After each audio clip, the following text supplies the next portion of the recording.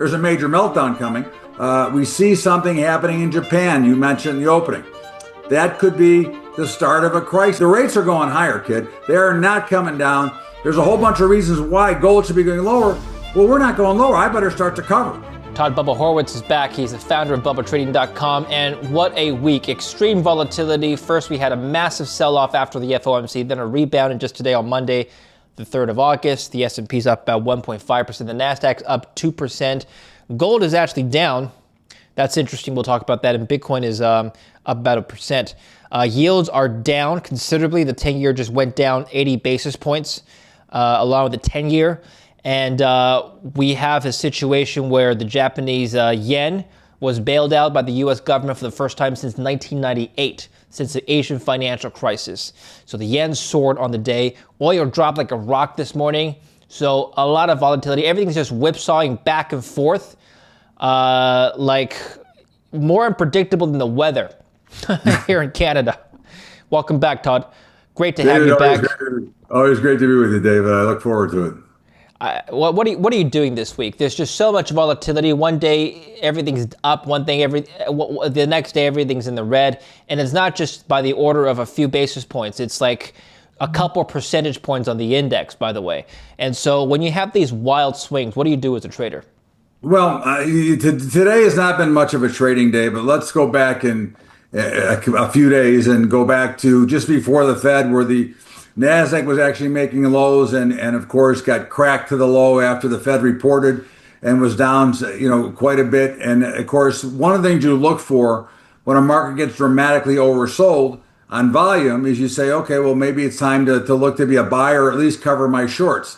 And that's what people should have been doing. And we have what we call in the business, we had a rip your face off rally, which started Thursday, continued Friday, and continues again this morning. I mean, we gapped open last night, and now all of a sudden, the Dow and the S&P are very close to making all-time new highs, where the Nasdaq is still far away. But at the end of the day, my biggest concern in this market, and what makes it very challenging to trade, isn't the volatility, because the volatility will help somebody who understands how to trade markets. What's my problem here is our volume today is going to be lighter than some of the holidays that we end up trading on when the banks are closed. I mean, we're going to do today about 50% of normal volume, which is not a good bullish sign for the markets going forward. We know that dull markets tend to drift higher. They're higher. We know that everybody caught a little bit short. That's what we see. Interest rates, there's going to be a hike here, barring some major financial crisis. We see something happening in Japan. You mentioned in the opening. That could be the start of a crisis. Markets don't announce themselves and say, we're going to be in a crisis. But when we have to start bailing out the yen and we have to start helping Japan, and we've got our own problems here, and the earnings reports, we've seen some pretty wild earnings reports. I mean, this week last Thursday, you had Apple, which was down $25, Amazon, which was up $25. So I don't think they're going to make their 23%. But at the end of the day, I come all the way back to today, as much as I'd like to be in this market, I'm sitting it out because there's not enough volume, and there's truly, and today only, there isn't enough volatility. Certainly, there will be some opportunities, but I think you also have to know as a trader when to sit back and watch and know that more than likely in a light volume environment, these markets are going to continue to drift higher because there's going to be more money flowing in, but it's going to be flowing in on a light basis. This light volatility, is that an indication of, like you said, markets drifting higher? So basically a buy indicator, bullish sign, or are people just on vacation right now? Well, I think people are on vacation. I think that there's not as much money out there for the individual participants. I still believe that when you look at the market, I think the big commercial traders are not really participating. I think they're still waiting to sell. And one of the biggest indicators to look at as a trader is you look at the VIX index. Okay, the markets are skyrocketing. Let's face it. You went through the numbers. The Dow's up 1%. Yeah. The Nasdaq's up 2%. The S&P's up 1.5%. The Russell's up 2%. Yet the volatility index is virtually unchanged for the day. The volatility index should be a lot lower. So what that's telling me, that's warning me that the buying is just about through. And listen, it may last through tomorrow. Again, I'm not going to, I don't make predictions. I'll give you a long-term prediction. I'm still standing by there's a major meltdown coming. But any given day today, on a day like today, it's a day to be out on the golf course or anywhere else than in front of the screens, because people will make a mistake trying to outguess, outsmart this market right now. But there are a lot of signs that indicate the rally now, although we're right on our highs, is starting to run out of a little bit of steam, and that only shows me that from the volatility index, with volatility virtually unchanged and a market that's up 2%. By the way, speaking of crises, South Korea is already in a market crisis. The Kospi index went down 33% or something like that, 35 in July. The worst month in history, worse than their Asian financial crisis, worse than the 2008 financial crisis. And it's just their stock exchange is dominated by a few stocks. Samsung, XK Hynix both went down because of the semiconductor sell-off in the last month. That's not going to happen, though, in the U.S., though, right? Because U.S. markets are more diversified. Yes or no? Well, no, it could happen. I mean, I don't think it's going to happen like the Kospi. But it's certainly, we could certainly see consecutive days or consecutive weeks of down 3, 4, 5, 6%. Again, those are pretty big moves now when we talk about it. You know, one of the things you have on our markets is the circuit breakers that wouldn't allow that type of action to happen. And the reason that the circuit breakers are put in place is to calm the markets and to calm people from panicking, to getting caught up in the emotion. So, but certainly I could see we could go down 3, 4, 5, 6% a few weeks in a row. That would not surprise me whatsoever. So yeah, in theory, it could happen, just not as quickly and as sharply as has happened in the Kospi. But there's another market that is telling you that there's trouble out there. And again, does it affect us directly today? No. But you know, you see all these little warning signs that are showing up between the glut of oil, between the Kospi, between the yen, and between interventions, and all of a sudden, because interventions have never worked, is if we go back in history and look at them. Okay, you mentioned interventions. Let's bring it up. Do you trade currencies, by the way? I do. Okay. So, all right. This is what happened over the weekend. The intervention comes after the yen touched a 40-year low. We know the yen's been falling for all sorts of reasons. We know that the Bank of Japan has already stepped in to raise rates once. And I think, correct me if I'm wrong, I think the rationale here is if the U.S. doesn't step in and try to backstop the bleeding of the yen, the Bank of Japan is going to step in and raise rates even more. That's going to completely reverse the yen carry trade, the most important carry trade in the world, which is going to cause a massive unwinding of U.S. assets. Is that something you're following?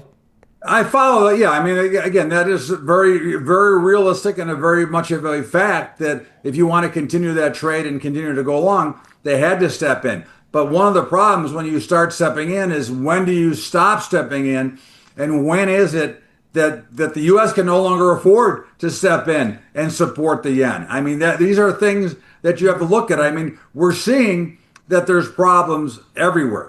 We're seeing these interest rate markets. I mean, Japan hadn't raised for 40 years.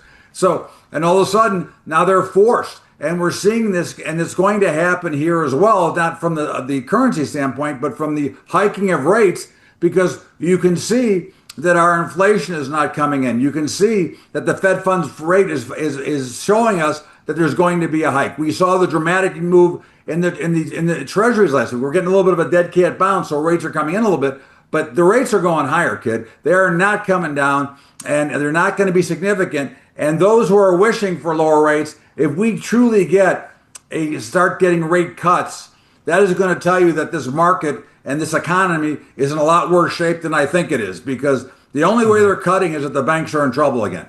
Before we continue with the video, let's talk about your most important asset, your personal privacy. Now, you've probably never voluntarily handed your personal information to a data broker, but they have it anyway. Your name, home address, phone number, even details about your family are collected and sold to whoever is willing to pay for it. That's why today's sponsor, Delete Me, is a service I use to cut that down. Setup takes a few minutes, and after that, their team does all the work. They find where your information is listed, verify it, and submit removal requests to hundreds of data broker websites around the internet. Then they keep checking because these listings tend to come back. Since June 2024, they've been reviewing my listings, and my most recent report showed 335 listings reviewed last month alone. Scan the QR code here on the screen or go to joindeleteme.com/DavidLin, link down below, and use the code DavidLin for 20% off. Take back control of your privacy today. Now back to the video. Okay, just on this Japan issue, we'll go back to U.S. markets.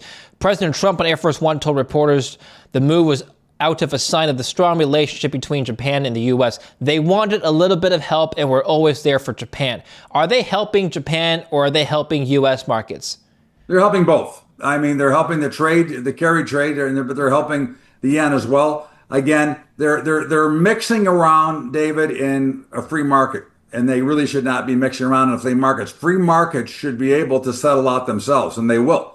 They will settle the problem themselves if you let them trade. All of the intervention really does is puts the problem down the road a little bit, and when the problem does arise again, it will be much bigger and much worse than it is today.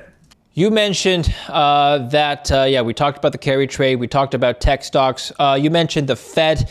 They're not going to raise rates. They're not going to cut rates unless there's a financial crisis. But we're not going to see a rate cut, right? No one's pricing a rate cut. Are you expecting? No, they're pricing 90% rate hike. Yeah. Before the end of the year. Okay.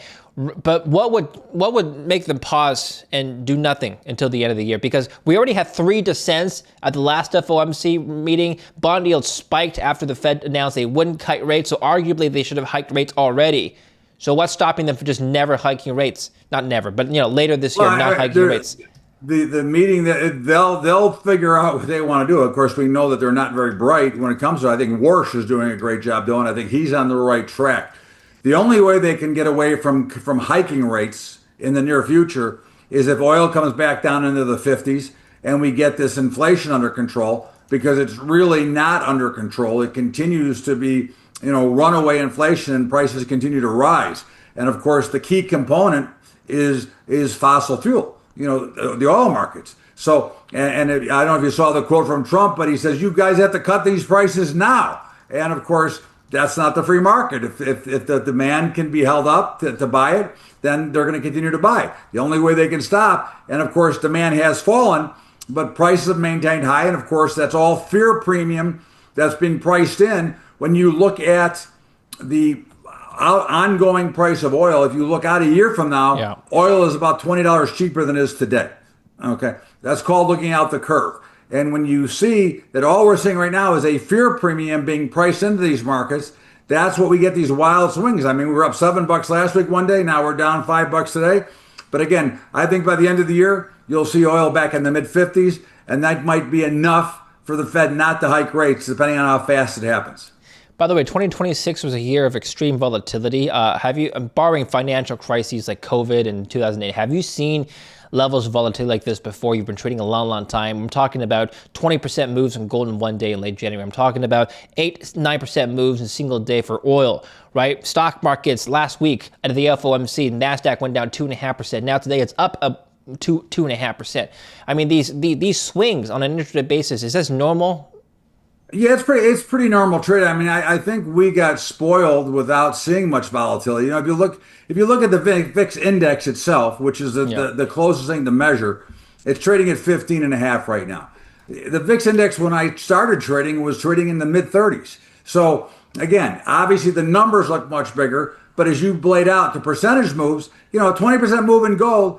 Listen, it happens. Why does it happen? Because it gets so overextended in one direction or the other, those moves almost become natural. This has always happened. This goes back to the financial crisis of 1987 when the markets fell 22%.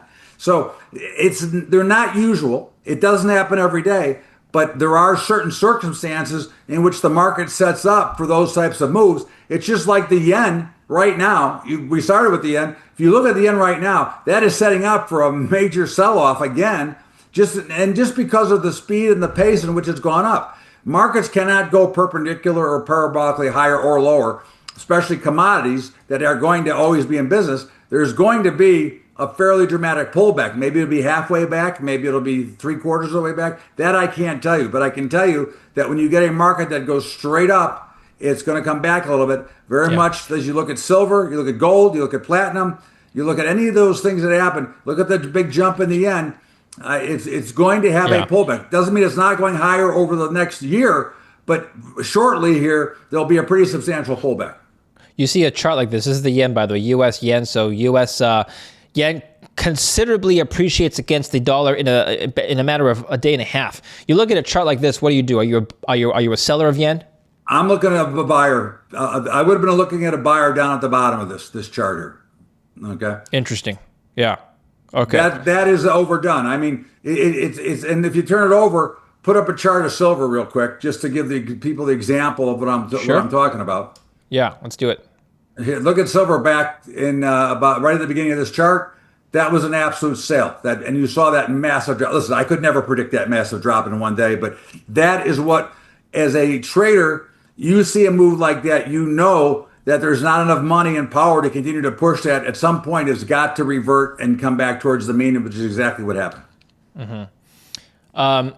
It did mean revert over the next couple of months, which is later this year, though silver continues to drift lower like gold.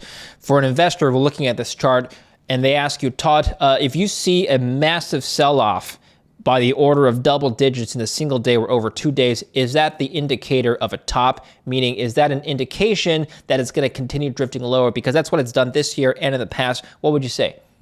I would say that usually that got a little bit too overbought, and is typically what happens when markets get too extended on either side. They tend to go to the other side more often, but I think we found a pretty solid base at $55. I've been talking about the last couple of times, and I think we found a pretty solid base in gold at about 4,000. I think those are great spots to get, and I think what you've seen is after that gyration move, we came up and went into a downtrend for a little bit. I think you can see now over the last 3-4 weeks, we've kind of based around 55 to 60. I think that's a great level to step in and start to be a buyer again if you're out, and if you're looking to get in, I think this is the time. Okay. Now, on WTI, I believe you told me last time you were on the show on the 21st of July, a couple of weeks ago. You told me you would be a seller at 85. It's gapped down to 80 now. It was at 85. What would you be doing right now? Right now, I'd be looking for a spot to sell it. I'd like to sell it back at 85 again. I will consider selling it at 80. I'd like to see the action.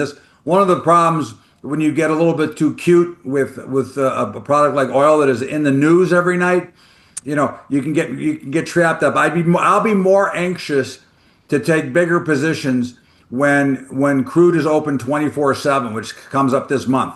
It'll be a smaller contract, but it'll be one that you can adjust off of, and I certainly would be involved. But if you were looking for like a day trade, I'd like to be a buyer right here. But if I'm looking for something longer term, I'd be a seller back at 85. How do you, as a trader, let's say you're in the futures market for oil, how do you as a trader even reconcile or even approach this market that swings daily depending on what Trump announces? And you don't know what Trump's going to announce. Just today, by the way, there was supposed to be an attack in Iran. He called it off last minute. This is why it dropped 6.5% on a single day. How do you even do it? How do you even trade this market? Well, there's, if you are willing to be disciplined, okay, and you're willing to read a chart, okay, it was pretty obvious that there was a great selling opportunity no matter what Trump was going to do, because remember, traders have a tendency to price a lot of things into the market to begin with. So they're pricing in that this is going to happen. It's very much similar to gold and the interest rate market. Gold does not perform well when interest rates are going higher, but that's why I think gold is already priced in the rate. That's why they found their base. Crude oil had rallied into what was supposed to happen over the weekend, and again, they already priced a lot of it in. Now, it doesn't mean it can't explode farther, right? It doesn't mean you're going to make money for sure, but the probabilities were in your favor because, again, if you look at something simple, there's an indicator that everybody has free to them, the Bollinger Bands. If you change the setting, which the natural setting to those are 2 standard deviations, if you move those settings to 3 standard deviations, that's a 90% probability of some mean reversion when they get up 3 standard deviations or down 3 standard deviations from the mean. And that's when you see these more vicious moves. The farther they get away from the mean, the farther you're going to get. And you can see back up 10 days ago, we were 3 standard deviations, or 6 days ago, whatever. We were 3 standard deviations from the mean. And what happened? They came straight down, right back to the mean. Bubba, right now, are you still long the markets? Yes. David, I am always long. I am always hedged as an investor. And that will never change. I'm always going to be long the market because at the end of the day, I can withstand the ups and downs. Besides, I'm hedged. So I'm accumulating more when markets go down. Using my hedge to finance those. And from a trader standpoint, I'm looking to get short, but this market is very challenging today. Yeah. I took a couple of losses this morning on trying to short it into some resistance, and I said, okay, it's too slow, not enough volume. I can wait till tomorrow. When volatility is lower, options typically tend to be cheaper because of the volatility component being lower. Would you be a buyer of options, of put options to hedge your long position right now? No, I think when people buy put options, they're making a mistake. I think there's a trade you can use. I'll give just a quick synopsis, a back ratio, a 1/2, sell 1/2, because you want to overcome some of that time decay that comes quickly. Most people who buy naked puts against a position never make money on it. It's versus a trade that you can carry and roll up and down, which is what I do against mine. So I'm never going to give up the upside. I don't want to get caught with all the time decay on just buying a naked option. So by back ratio spread it 1/2, sell 1/2, it allows me to overcome some of the time decay. It allows me to be in for any big move, and it makes it easier to roll it up and adjust my basis to the market depending on what the market's doing. Okay. Need to ask you about bonds. The long end of the curve has been skyrocketing. So the 30 years already breached 5%. The 10-year now is at 4.68. And it just keeps moving up. Actually, it was brought up at the FOMC meeting. A reporter asked Kevin Warsh, why didn't you raise rates today? And he said, well, actually, if you look at the bond market, rates have already been going up, meaning the bond market's been doing our job for them. Anyway, March, it was 3.9. Now it's at 4.6. You're looking at this chart. Would you be contrarian here and start buying the bond market? I'm actually looking for a spot to sell the bond futures, meaning that I believe interest rates are going higher. So I'm a seller of bonds, which means interest rates are going higher. I will give you the exact what I'm looking to sell. I am looking to sell the 10 years at the futures price at 110. They're trading at 108.11 right now. I am looking to sell the 30-year at 112. They're trading at 109.06 right now. So I need a little bit more of a rally, which I'm going to sell into, because I think that the 10 years are going to see close to 6% before the year's over. So 112 implies what on the 10-year yield? Close to 6%? Well, actually, 110 on the 10-year implies about 4.4%. Okay. I'm looking for these to go down. The future price, remember, the future price goes opposite the interest rate. I'm looking for the futures price to come down to par, to 100. I see. Which would imply about 6%. Why do you think? Yeah, okay, that makes sense. Why do you think the yields are going to go towards 6? That's a huge jump up, by the way. Well, I think there's big demand for money. A lot of people trying to borrow money, and a lot of people trying to pass off, bad debt. I think that only puts the rates higher. I think that, again, you've seen, if you look at the Fed funds rate, which does not affect the individual, it only helps the banks. Okay. If you look at the Fed funds rate, they're down 100 basis points. The 10 years are up over 100 basis points. So the spread is widened out for the profit of the banks. The demand for money, the way that we're going to see it, we're going to push these rates higher because, again, if you look at any of these peer-to-peer lenders, they're in double digits already. Okay. So the real lending rate when you go to the bank, you're not getting 4.9%. You're not getting 5.9%. You're going to be somewhere in the 8 or 9% rate. And of course, the weaker the economy get, the higher the rates are going to go. Interesting. How would you explain to a layman exactly, just rephrase what you just said to a layman person? Somebody would ask you, hey, Bubba, I know the Fed didn't raise rates all year. They were talking about it. People were talking about it, and they're just talking about it. They haven't done that yet. The short end of the yield curve, the 2 years gone down because of the Fed not raising rates. But actually, the long end of the curve and actually all my other borrowing costs, which follow the long end of the curve, they're starting to go up. Why is that? Why is it going up even though the Fed hasn't done anything? How would you explain that? Well, that would be a true free market. That would be a supply demand. So the more demand there is for capital, the higher the interest rate's going to go on the longer end of the curve. Mortgages, car loans, things like that. The short end of the curve is more for guys that are parking their money or doing some spreading. So we now have a yield curve that is now going the way it's supposed to go, which is going out instead of inverting. If you go back a year, the 2 years are almost above the 10s. So that's kind of, when you look at a yield curve, the more demand for money, the more they can charge for that money. Because to get that money, remember, the banks, in theory, have to have so much in their coffers, and they can lend out 10 times that amount, which we know they kind of fudge that a little bit. But at the end of the day, they have to attract money, so they have to raise their saving rate, so they have to run their lending rate, so that they can continue to stay up with the market. So that's how the models work. Okay, we touched on gold and silver. Silver more. Gold right now is at $4,000. It's down today. By the way, yields are down as well. So we have a situation where gold is kind of following yields. It's been doing that all year. So if yields are going up, what does that mean for gold? Well, I think gold's already priced it in that yields are going higher. I think gold's making a nice base here. I think gold is pretty solid. I think it's a pretty solid play here. We've held, just like we had in silver, right around that $4,000 level. You've seen sideward action since June 20th or so. Okay, we've been up and down between 4,000 and 4,200. I'm looking for gold to now break up to the upside and now start making a run to new highs again. That's what I'm looking for. New highs meaning above 55? I mean, new recent highs, and then eventually getting back to the highs. I don't know that we're going to get back to 5,500 this year. We might. There's always a chance. But I'm looking for it to break out of 4,200, then to get to 45. If I were to project and take a guess, which is all this is a guess, I would say we're going to be somewhere north of 4,800 by the end of the year. Now, most people I talked to said that $3,500 seems to be the floor. Is that something you're looking at? That's what a lot of people think. I think the floor is 4,000 or in that neighborhood, but it wouldn't surprise me, David, if we saw 3,500.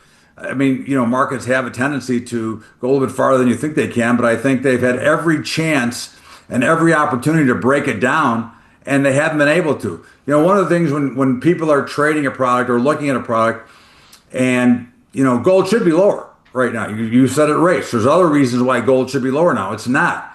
At some point here, I expect the shorts to look around the room and say, wait a second, we're supposed to be going down. Interest rates are going higher. There's a whole bunch of reasons why gold should be going lower. Well, we're not going lower. I better start to cover. And you get that short squeeze kind of trade that usually can trigger itself into a new trend. And that's what I'm looking for. Based on looking at this chart, we have hit 4,000 10 times in the last 35 days. Okay. So finally, we talked last time you were on the show in late January that you would be looking at a rotation out of tech into the equal weighted S&P. Some of the tech has already seen that action, like the semiconductors we talked about in Korea, for example. Is this a good time to get back into some of the tech sectors that we talked about, or are we still rotating out? The general answer, no, but if you're looking at individual names, I mean, certainly, sure. Apple's really taken it on the chin. It's down about 12% from its recent high. That one might be one worth looking at an individual. But as a group statement, I don't think it's time to buy anything right now. Okay, as a group statement. Again, each stock will find, no matter what I think and no matter where we end up going, whether I'm right or wrong in the direction market over the next few months, markets will find a base and a bottom, and they'll bottom at different times. But I don't think we're there yet. I think there's still plenty of room, and there's still plenty of overvaluations here, and a lot of things that are being covered up and hidden that will show up, I think, once we get out of the summer doldrums and the rest of the things. Okay, excellent. Thank you so much, Todd. Tell us where Always we can follow you. Always a pleasure, David. Appreciate you, brother. Excellent. Thank you. Where can we follow you, Todd? Go.bubbatrading.com. That's go.bubbatrading.com. You have any questions, you can email me at bubba@bubbatrading.com. And as before in the past, I've given away my book to your listeners. They seem to like it. And if they'd like to have my PDF files of my book, it's email me at bubba@bubbatrading.com, and I'll send them out the books. Thank you once again.